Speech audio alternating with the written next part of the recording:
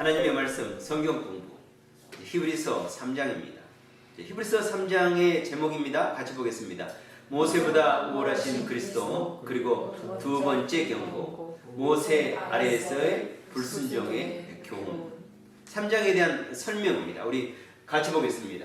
1장과 2장에서 선지자보다 탁월하신 그리스도, 그리고 천사보다 훨씬 뛰어나신 그리스도에 말씀하신 후 3장에서는 인간 가운데 가장 탁월한 능력을 가졌던 것으로 생각되는 모세보다 우월하신 그리스도에 대해 논증하고 있다. 3장은 두 가지 논증을 하고 있는데, 첫 번째 논증은 모세의 율법 아래서 그 율법을 지키는 것을 최대의 목표로 삼고 살아가던 유대인들에게 그리스도께서 모세보다 더욱 우월하다는 것을 말씀하고 있다.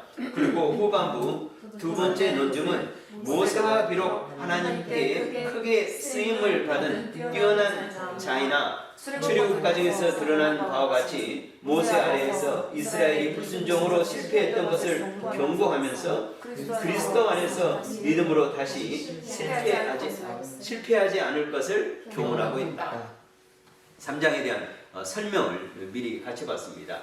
두 가지 주제가 되어 있는데요. 3장 전체는 모세보다 뛰어나신 그리스도에 대해서 말씀하고 있습니다.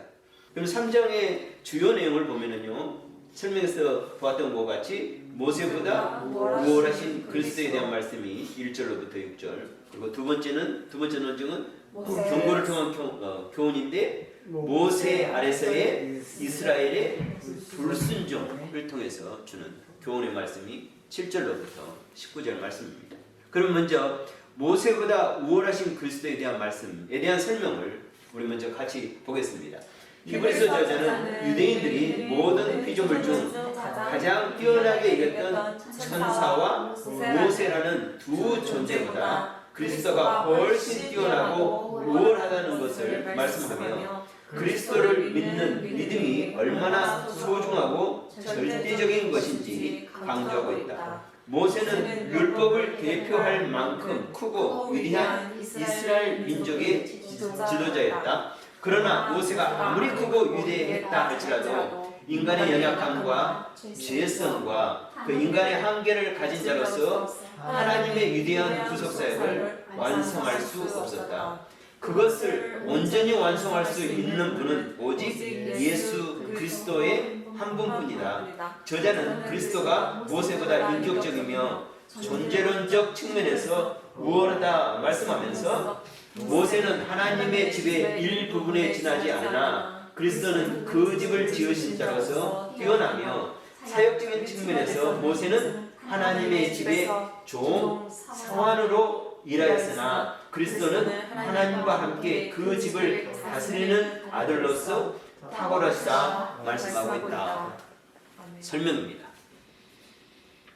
유대인들에게 있어서는 그 하나님의 선하신 창조물 가운데 천사에 대해서 아주 중요한 가치를 부여했습니다. 그리고 나서 인간 가운데서는 모세 가운데, 그래서 이제 히브리서 논쟁의 시작이 천사보다 우월하신 예수 그리스도, 그 다음에 모세보다 우월하신 예수 그리스도. 그래서 1장과 2장에서는 물론 시작을 선지자보다 우월하신 그 선지자의 말씀을 통해서 라는 것을 통해서 잠깐 선지자를 언급했고, 그리고 나서 대부분의 1장의 메시지와 2장은 천사들보다 우월하신 그리스도에 대해서 말씀하시고, 그 다음에 3장의 주요 메시지는 모세보다 우월하신, 우리가 생각할 때 이제 신약 시대에 사는 우리는 유대인이 아니고 그들의 입장에서 봤을 때는 이방인이기 때문에 모세가 그렇게 중요하냐라고 생각하는데, 우리는 당연히 예수 그리스도가 당연히 크고 중요하고 또 절대적인 가치를 예수한테 부여하는데, 그러나 당시, 물론 지금도 그러죠. 유대인들에게 있어서는 예수 그리스도를 메시아 그리스도로 받아들이지 않기 때문에,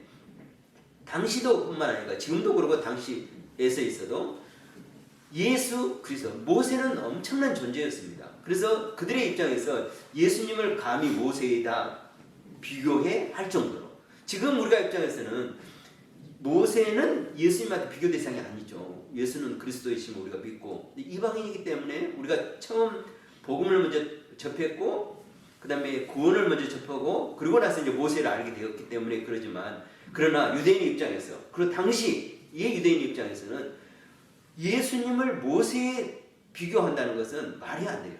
유대인 입장에서. 그러기 때문에 히브리서 저자가 아니다. 모세라는 존재는 예수님과 비교할 수 없다.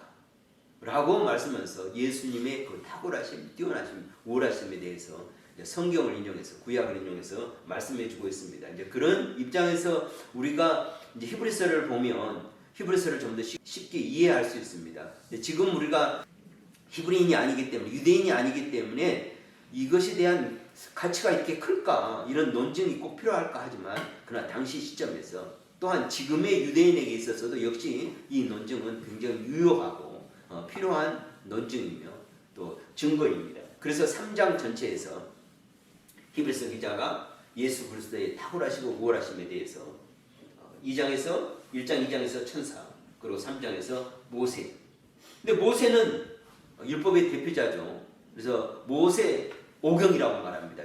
모세의 율법이라고 말합니다. 그래서 구약을 대표하는 사람이, 물론 우리가 생각할 때는 믿음의 조상 아브라함이라 이렇게 말하는데, 유대인의 입장에서는요, 아브라함보다 더 큰 존재를 누구로 삼았느냐? 모세죠. 근데 예수님께서 이렇게 사역하실 동안에 유대인들이, 바리새인들이 뭐라고 말합니까? 우리는 모세의 제자다. 이렇게 말할 정도로 모세의 제자. 근데 아브라함의 후손이면서 모세의 제자라는 것이 유대인들에게서는 큰 자긍심이었고, 그들에게서는 큰 자존감이 있어 아주 높이 자기 자신에 대해서 생각하게 되는. 그래서 우리는 이방인과 다르다. 이렇게 생각할 정도로. 그래서 우리에게는 아브라함이 있고 모세가 있다. 라는 말씀으로. 그런데 모세는 하나님의 집의 일부분이다. 하나님의 집은 뭘까 하는 부분이고요. 우리가 생각할 때 하나님의 집은 성전, 또 성막이라고 생각할 수 있잖아요. 이제 여기서 히브리서 기자는 이 하나님의 집을 말할 때 성막, 성전을 말하는 것이 아니라 바로 이 하나님의 집은 뭐냐? 지금 신약 시대에 와서 하나님의 집 하면은 뭐라고 말합니까? 교회죠. 근데 교회는 무엇입니까? 건물이 아니죠. 뭐죠? 교회는 바로 예수 그리스도를 믿는 믿음의 자녀들이 모인, 그러죠. 모인 그 집단. 그것이 교회죠. 그래서 교회는 무형의 존재가 바로 교회입니다. 보이지 않는. 그래서 물론 성도들이죠. 그래서 성도들의 모임이 바로 교회입니다. 그래서 두세 사람이 모인 곳에 내가 함께하다. 그래서 예수 그리스도께서 머리가 되시고 예수 그리스도께서 중심이 되는, 머리가 되고 중심이 되는 그 모임이 바로 교회입니다. 그래서 이것은 보이지 않는 것입니다. 근데 우리가 이제 보이는 것으로 이제 교회 당, 그 건물을 교회라고 그러는데, 실질적으로는 우리의 교회는 성도, 그러니까 구원받는 성도의 모임이 바로 교회입니다. 그래서 이것은 교회는요, 우리가 생각하는 뭐 하나로 교회, 뭐 어디 교회 이렇게 하는 교회보다도 전 우주적인. 그래서 그래서 교회는 예수 그리스도를 중심으로 예수 그리스도 머리가 되기 때문에 교회는 원래 하나입니다. 모든 교회는 우리가 나눠져서 뭐 세계적으로 교회가 있고 미국 전체, 뭐 한국 모든 나라의 교회들이 다 있지만 그 모든 교회의 중심은 누구냐? 머리가 되신 분은 누구냐? 예수님이죠. 그래서 그것이 하나님의 집인데, 구약에서는 그것이 우리가 성막, 성전이라고 생각하지만 여기서 말하는 그 하나님의 집은 구약 교회의 공동체. 지금 모세 시대 때는, 그래서 그때 교회는 광야 교회라고 그러죠. 그래서 하나님께서 애굽에서 그들을 주역을 지켜가지고 광야 교회라고 합니다. 그래서 하나님의 공동체인 그 교회를 하나님의 집이라 이렇게 말씀해 주고, 6절에서 정확하게 이 표현이 나오기 때문에 우리가 여기서 이만큼 이해하고 가면 좋겠습니다. 그리고 나서 이제 모세는 누구냐? 그런데 모세는 그 하나님의 집에서 종이었다. 그래, 모세는 그 하나님의 집에서 종이고, 우리 개역 개정은 이렇게 되었고, 개역 한글 이전 성경은 성환이었다 이렇게 말하고 있는데, 모세는 그 하나님의 집, 그 광야 교회의 민족을 하나님께서 구원하시고 그 광야 교회가 되게 하시는데, 민족 공동체, 구원의 공동체, 광야 교회가 되게 하시는데, 거기서 그 광야 교회를 섬기는 종이죠. 그래서 모세는 섬기는 종이면서 사환이면서 광야 교회의 일원이죠. 그 중에 한 부분이고 일원이었는데,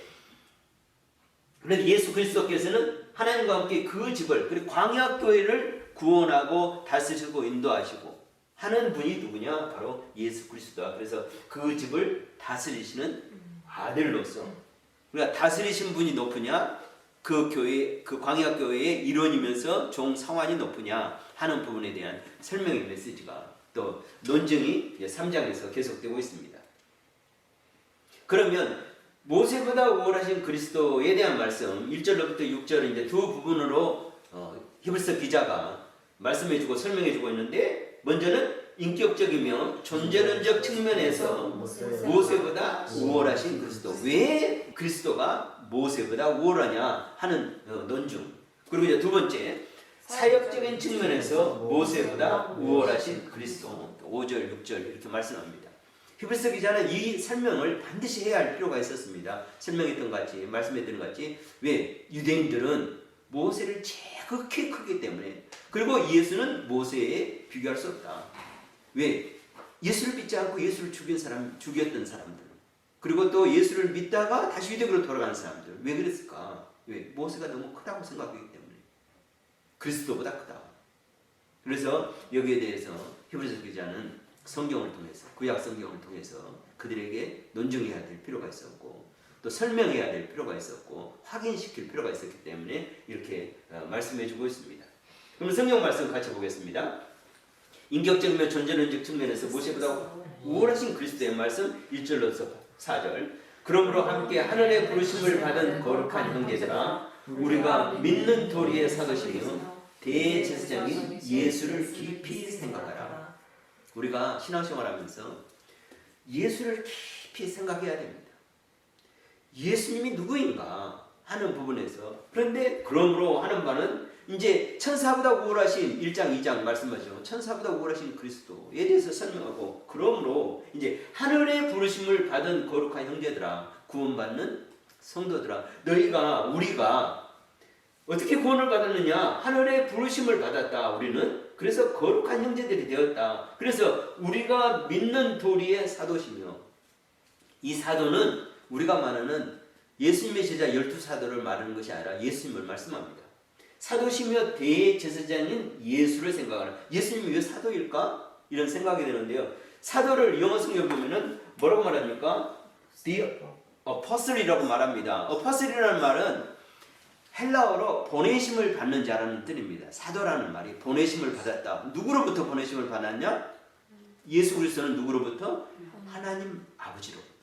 하나님으로부터 이 땅에 보내심을 받은 거죠. 우리를 구원하시기 위해서. 그래서 예수님은 하나님의 사도입니다. 물론 예수님의 12제자도 하나님의 사도고 예수님의 사도죠. 예수 그리스도 파송된 자, 어포슬로 보내심을 받은 자. 그런데 이 예수님이 사도 되심과 예수 그리스도의 제자의 사도 되심은 차원이 다르죠. 네. 그래서 하나님으로부터 보내심을 받으며 대제사장이신, 우리의 구원을 위해서 십자가에서 피 흘리심으로 화목 제물이 되신, 그래서 우리의 대제사장이신 예수를 깊이 생각해야 되는데, 우리 신앙생활하면서 예수를 깊이 생각해 볼 필요가 있습니다. 그분은 누구신가? 네. 그는 자기를 세우신 이에게 신실하시기를 모세가 하나님의 온 집에서 한 것 같이 하셨으니, 자기를 세우신 이 누구? 하나님께 대해서 신실하시기를. 모세도 신실했죠. 충성됐죠. 종으로서, 사원으로서 하나님의 집에서 한 것. 모세가 하나님의 온 집에서 한 것. 온 집에서 하는 것은 다시 6절에서 가서 아까 설명해 드렸지만 6절에서 다시 보겠습니다. 계속 이제 3절 4절입니다. 그는 모세보다 더욱 영광을 받을 만한 것이 마치 집을 지은 자가 그 집보다 더욱 존귀함 같으니라 합니다. 그는, 예수 그리스도는 모세보다 더욱 영광을 받을 만한 것이 마치 집 지은 자가 그 집보다 더욱 존귀. 예수 그리스도는 하나님의 사도로서 보내심을 받아서 하나님이시면서 예수 그리스도, 그분은 집 지은 자다. 그리고 그 집, 그러니까 집 지은 자다. 여기 집은 우리가 생각할 때 이제 히브리서 기자가 쉽게 설명하기 위해서 이렇게 건물라고 생각하는데, 이 집은 사실 이제 6절에서 보면 하나님의 자녀들, 그래 구원받는 성도의 공동체를 말하고 있습니다. 그래서 그 집은 뭐예요? 구원받는 성도들의 모임, 무리보다도 그걸 만드신 분이 더 위대한 분이죠. 더 존귀한 분이죠. 그걸 말씀하고 있습니다. 집마다 지은 이가 있으니 만물을 지으신 이는 하나님이시라. 예, 집마다 우리가 말하는 건물마다 지은 집이 있던 것처럼 교회도 또 믿음의 공동체도 지은 이가 있으니 만물을 지으신 이는 누구다? 하나님이신데 그분이 누구시다? 예수님이다 하는 것을 말씀하시기 위해서 이 말씀을 하고 있습니다. 그러면서 이제 사역적인 측면에서 모세보다 우월하신 그리스도에 대한 말씀이 이제 5절, 6절 이렇게 말씀되고 있습니다. 5절, 6절 같이 보겠습니다. 또한 모세는 장래에 말할 것을 증언하기 위하여 하나님의 온 집에서 종으로 신실하였고, 이제 지금은 개역개정은 종인데 이전 성경 개역 한글성은 사환이라고 되어 있습니다. servant 이렇게 되어 있는데 같이 보겠습니다. 계속 그리스도는 하나님의 집을 맡은 아들로서 그와 같이 하셨으니 우리가 소망의 확신과 자랑을 끝까지 굳게 잡고 있으면 우리는 그의 집이라. 아멘. 먼저는 모세는 장래에 말할 것, 이 장래에 말할 것을 무엇인가 하는 거죠. 모세는 장래에 말할 것을 증언하기 위한, 이것을 증언했다. 이것은 장래에 말할 것은 모세보다 더 크시니가 오시면 그분이 예수 그리스도에서 전하실 구원의 복음을 말합니다. 모세는 예수 그리스도의 예표가 되는 사람이지 예수 그리스도가 크신 분은 아니죠. 그래서 히브리서 기자가 말합니다. 모세는 장래에 말할 것, 예수 그리스도가 오셔서 우리에게 전해질 구원의 복음에 이것을 증언하기 위하여 하나님의 온 집의 종으로서, 사환으로서, 서번트로 신실하였다. 그런데 그리스도는 하나님의 집을 맡은 아들이다. 하나님의 아들이다. 하나님의 집, 근데 이 하나님의 집이 뭔가? 그와 같이 하셨으니 우리가 소망의 확신과 자랑을 끝까지 굳게 잡고 있으면 우리는 그의 집이라. 우리가 바로 하나님의 집이다. 한 사람이 교회라고 안 하죠. 두세 사람 이상이 모이는 거죠. 그리고 예수 그리스도께서 주인이고 예수 그리스도 머리가 되시고 예수 그리스도가 중심이 됐을 때 교회가 되는 것처럼, 그래서 우리는 그 집이다 이렇게 말합니다. 그래서 하나님의 집, 우리가 예수 그리스도의 집. 그래서 너희가 하나님의 성전된 줄 너희가 알지 못하느냐. 성경이 말하죠. 너희가 하나님의 성전된 것. 우리가 하나님의 집입니다. 우리가 바로 성전이죠. 예수 그리스도께서 계셔야, 구원의 역사가 있어야 하나님의 집이 되고 우리가 그의 집이다. 그래서 그의 집을 위해서 모세는 신실하고 충성된 사환으로서, 종으로서 신실하였다 이렇게 말씀합니다. 그리고 나서 두 번째 경고를 하겠습니다. 같이 설명을 보겠습니다. 본 단락에서는 성공한 그리스도가 모세 아래에 있었던 이스라엘이 광야에서 불순종함으로 실패한 모세보다 우월하다는 역사적이고 실제적인 예를 언급하면서 이것을 근거하여 옛 이스라엘 백성이 행한 불순종을 본받아 행하여 하나님의 안식에 들어가지 못하는 심판 아래에 있지 않도록 하라는 경고를 하며 교훈하고 있다. 모세는 죄성을 가진 불완전한 인간이었지만 하나님 앞에서 충성된 종이었다. 그러나 그를 따르던 이스라엘 백성은 결코 충성되지 못하였다. 반면에 그리스도는 모세를 능가하여 우리를 영원한 구원으로 이끄시는 훨씬 뛰어난 지도자이시다. 그러나 모세의 때와 마찬가지로 그리스도를 따르는 자가 믿음으로 충성되지 못하면 불순종한 이스라엘 백성과 같이 안식에 들어가지 못할 것이라 경고하며 교훈하고 있다. 모세 시대죠. 그래서 모세를 통해서 너희가 인도함을 받았잖아. 그러나 성공했느냐 하는 거죠. 여호수아와 갈렙과 그다음에 20세 미만인 자들만 안식에 들어가고 가나안 땅에 들어가고 다 광야에서 엎드려지지 않았느냐 하는 말씀을 통해서 오직 우리의 구원자, 우리를 구원하실 분, 안식으로 우리를 인도하실 분은 예수 그리스도다. 그분이 메시아다, 그리스도다 하시는 말씀을 통해서 이제 7절로부터 마지막 19절 말씀하고 있는데요. 7절 말씀부터 이렇게 같이 보겠습니다. 그러므로 성령이 이르신 바와 같이 오늘 내가 그의 음성을 듣거든 광야에서 시험하던 날에 거역하던 것 같이 너희 마음을 완고하게 하지 말라. 거기서 너희 열조가 나를 시험하여 증언함으로 40년 동안 나의 행사를 보았느니라. 그러므로 내가 이 세대에게 노하여 이르기를 그들이 항상 마음이 미혹되어 내 길을 알지 못하는도다 하였고. 아멘. 히브리서 기자는 시편 95편 7절로부터 11절 말씀, 저자가 누구인지는 정확히 알지 못하고 그래서 저자 미상으로 되어 있는 시인데 이 시편의 말씀을 인용해서 논증하고 있습니다.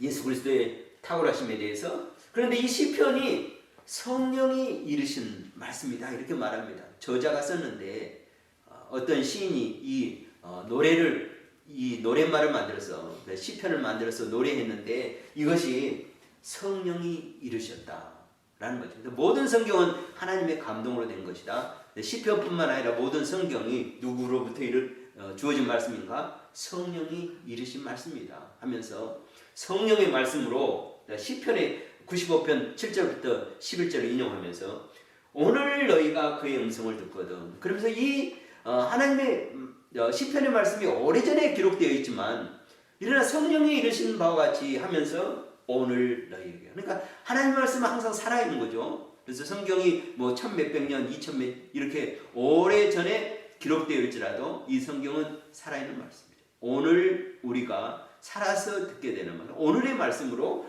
우리가 성경을 듣게 되는데 너희가 그 음성을 듣거든. 광야에서 시험하던 날에 거역하던 같이 너희 마음을 완고하게 하지 말라. 이렇게 말씀합니다. 거기서 너희 열조가 나를 시험하여 증언하고 40년 동안 나의 행사를 보았느니라. 그러므로 내가 이 세대에게 노하여 이르기를 그들이 항상 마음이 미혹되어 내 길을 알지 못하는도다 하였고. 하나님의 길을 알지 못한다. 왜 그들은 광야에서 넘어졌을까 하는 부분이죠. 그들은 많은 것을 보았습니다. 하나님께서 이루신 기적과 이적, 구원의 역사를 보았죠. 출애굽하는 날 그들은 애굽에 있던 많은 사람들이 장자의 죽음 가운데서 애통했지만 장자의 죽음으로 말미암아 큰 비참에 빠졌지만 그러나 유대인들은 유월절 어린 양으로 그 피로 살아나고 그리고 그 살과 고기를 먹으면서 그들에게 양식되게 하셔서 그 기적과 이적 가운데에서 출발을 해가지고 그 밤에 구원의 역사를 보고 그리고 또 홍해를 가르면서 또 하나님께 물을 통과하면서 또 이 물 가운데서 구원을 받고 그리고 만나와 메추가를 먹고 온갖 기적과 이적과 하나님의 도우시고 인도하심을 체험하면서 살았지만 그러나 그들은 밤사이 아주 사소한 것까지 하나님 앞에 불평했죠. 원망했죠. 왜 그랬을까? 우리가 좀 아이러니하지만 인간의 연약함이, 인간의 죄성이 바로 이와 같이 하나님 앞에 완악했다. 불순종했다. 40년 동안 나의 행사를 보았지 않느냐. 그런데도 그들은 끊임없이 하나님을 거역했다 하는 것입니다. 그래서 그들이 내 길을 알지 못하는도다. 하나님이 하시는 거에 대한 우리가 믿음이 있어야 됩니다. 우리도 만약에 그렇지 않다면 여기 두 번째 메시지가 바로 경고인데 우리도 만약 하나님의 구원을 보고도 이와 같이 불평하고 광야에 있었던 이스라엘 백성들이 40년 하나님이 주시는 것으로 먹고 마시면서 살았음에 불구하고 하나님의 길을 받아들이지 못하고 계속적으로 거부하면 어떻게 될 것인가 하는 부분에 대해서 교훈하면서 그러나 우리의 참 인도자고 우리의 구원자인 예수 그리스도를 바라보고 하고 믿고 신뢰하고 나가는 것, 이것이 얼마나 우리에게 소중한지 우리에게 말씀해 주고 있습니다. 11절부터 계속 말씀 보겠습니다. 내가 노하여 맹세한 바와 같이 그들은 내 안식에 들어오지 못하리라 하였다. 이렇게 말씀합니다. 하나님께서 말씀하죠. 그들은 하나님께서 너무 화가 나가지고 하나님의 분노와 진노 가운데서 맹세하면서 그들이 들어오지 못하리라. 안식에, 내 안식에, 여기 내 안식이라는 말은 요단강 건너서 가나안에 들어가는 것을 내 안식에 들어온다 이렇게 표현하고 있습니다. 그러면서 내 안식에 들어오지 못하리라. 하나님께서 그들이 내 안식에 들어오지 못하리라 이렇게 말씀하셨어요. 12절 13절 봅니다. 형제들아 너희는 삼가 혹 너희 중에 누가 믿지 아니하는 악한 마음을 품고 살아계신 하나님에게서 떨어질까 조심할 것이요. 오직 오늘이라 일컫는 동안에 매일 피차 권면하여 너희 중에 누구든지 죄의 유혹으로 완고하게 되지 않도록 하라. 지금 오늘을 사는 우리에게 있어서 중요한 것은 우리가 악한 마음을 품지 않도록 믿음의 삶을 하면서 신앙생활을 하면서 악한 악한 마음. 이 악한 마음이 왜 그런가? 이것이 하나님을 떠나게. 근데 악한 마음에 풀면 우리가 생각 점점 하나님이 우리 안에서 멀어집니다. 그래서 하나님으로 떨어질까 조심할 것이요. 오직 오늘이라 일컫는 동안에 매일 피차 고민하여 너희 중에서 누구든지 죄의 유혹으로부터 완고하게 되지 않도록 우리가 해야 됨을 광야에서 이스라엘 백성들이 40년 산 그 말씀을 통해서 우리에게 경고하면서 교훈해주고 있습니다. 그러면 이제 14절부터 계속 보겠습니다. 우리가 시작할 때 확신한 것을 끝까지 견고히 잡고 있으면 그리스도와 함께 참여한 자가 되리라. 성경에 이르렀을 때 오늘 너희가 그의 음성을 듣거든 경노하게 하시는 것 같이 너희 마음을 완고하게 하지 말라 하였으니 듣고 경노하시게 하던 자가 누구냐? 모세를 따라 애굽에서 나온 모든 사람이 아니냐. 아멘. 우리가 시작할 때 이 말은 우리의 구원이 시작될 때 히브리서 기자가 당시 유대인들을 향해서 유대교로 다시 돌아가는 그들에 대해서 믿음이 연약한 자에 대해서 우리가 시작할 때 확신한 것을 끝까지 잡고 있어야 된다. 우리가 처음 구원 믿었을 때. 그런데 우리가 신앙생활 하면은 처음에 첫사랑이 있고 첫 구원의 기쁨을 누렸을 때는 얼마나 뜨겁습니까? 그런데 시간이 지나면서 우리의 믿음이 식어지는 거죠. 교회 그렇게 열심히 다닌 사람이 교회 한 번, 두 번 안 나오면서 또 교회를 멀리 하다가 저 사람이 교회를 다니던 사람인가? 이런 사람이 우리가 주위에서 보게 됩니다. 왜 그렇습니까? 우리가 시작할 때 확신한 것을 끝까지 견고하게 잡고 있지 못하니까. 그래서 경고하는 거예요. 우리에게 지금 오늘의 우리에게 히브리서 기자가 경고하면서 교훈을 주고 있습니다. 우리가 시작할 때 확신한 것을 끝까지 견고히 잡고 있어야 합니다. 그래서 신앙의 꾸준함이 중요합니다. 신실함이 중요합니다. 성실함이 중요합니다. 처음 믿을 때 우리가 가졌던 첫 믿음, 첫사랑을 꾸준히 가지고 있어야 됨을 말씀합니다. 그래서 그리스도와 함께 참여한 자가 되리라. 성경에 읽었을 때 다시 한번 아까 인용했던 시편 95편 7절로부터 11절, 그래서 7절 8절 말씀을 인용하면서 오늘 너희가 그의 음성을 듣거든 경노하게 하시는 것 같이 너희 마음을 완고하게 하지 말라. 하나님이 얼마나 경노했습니까? 진노하셨습니까? 그런 것처럼 그렇게 되지 않기 위해서 너희 마음을 완고하게 하지 말라 하셨으니 듣고 경노하게 하시던 자가 누구냐? 잘 아는 거죠. 누굽니까? 모세를 따라 애굽에서 나온 모든 사람이 아니냐. 이들의 20세 이상 됐던 그 모든 사람이 두 사람을 빼놓고 모든 사람이 하나님을 경노하게 했죠. 그래서 하나님이 맹세했죠. 저들이 내 안식에 들어오지 못하리라. 17절부터 이제 마지막 19절까지 같이 봅니다. 또 하나님이 40년 동안 누구에게 노하셨느냐? 그들이 시체가 광야에서 엎드러진 범죄한 자들에게 아니냐? 또 하나님이 누구에게 맹세하사 그들이 안식에 들어오지 못하리라 하셨느냐? 곧 순종하지 아니하던 자들에게가 아니냐? 이로 보건대 그들이 믿지 아니함으로 능히 들어가지 못한 것이라. 아멘. 반어법이죠. 히브리서는 그들이 잘 알고 있는 것을 통해서 질문하면서 답을 얻게 합니다. 또 하나님이 40년 동안 누구에게 노하셨느냐? 너희들이 잘 알고 있지 않느냐? 누구냐? 그들의 시차가 바로 엎드려진 범죄자들 아니냐? 그들이 다 광야에서 엎드려지지 않느냐? 왜? 하나님을 진노케 하심으로. 또 하나님이 누구에게 맹세하사 그들에게 안식에 들어오지 못하게 하리라 하셨느냐? 오직했으면 하나님께서 이렇게 맹세까지 하셨을까?